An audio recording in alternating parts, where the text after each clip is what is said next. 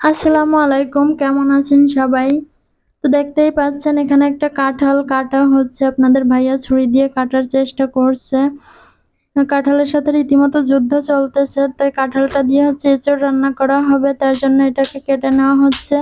তো এখানে হচ্ছে আপনাদের ভাইয়া ভালো করে আমাকে কেটে বেছে দিচ্ছে। তো তার কাটা পরিষ্কার হচ্ছিল না। এজন্য আমি বললাম যে, "তুমি ওঠো, আমি কাটি।"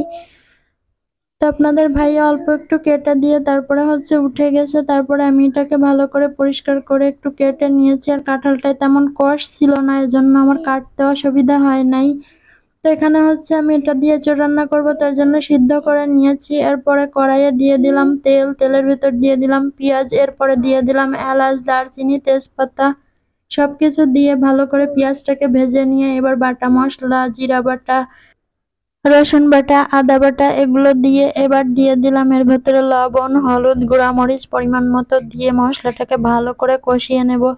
আর আমি কিন্তু মাংস যেভাবে রান্না করি ঠিক সেইভাবেই এঁচোড়টাকে আজকে রান্না করব। তো এখানে হচ্ছে মশলাটাকে একটু পানি দিয়ে ভালো করে কষিয়ে নিয়ে এখন হচ্ছে সিদ্ধ করে রাখা কাঁঠালগুলো এর ভেতরে দিয়ে দিলাম।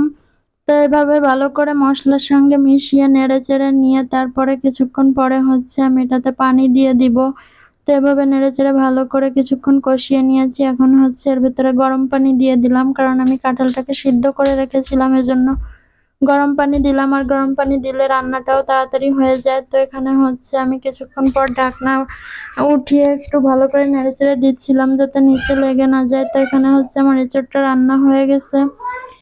তো এটা কিন্তু চিংড়ি মাছ দিয়ে রান্না করা যায়, কিন্তু আমার ফ্রিজে হচ্ছে চিংড়ি মাছ ছিল না, এজন্য আমি এটাকে কোনো কিছু ছাড়াই রান্না করেছি। তো ভিডিওটা ভালো লাগলে লাইক, কমেন্ট, শেয়ার করবেন। আজকের ভিডিওটা এ পর্যন্ত।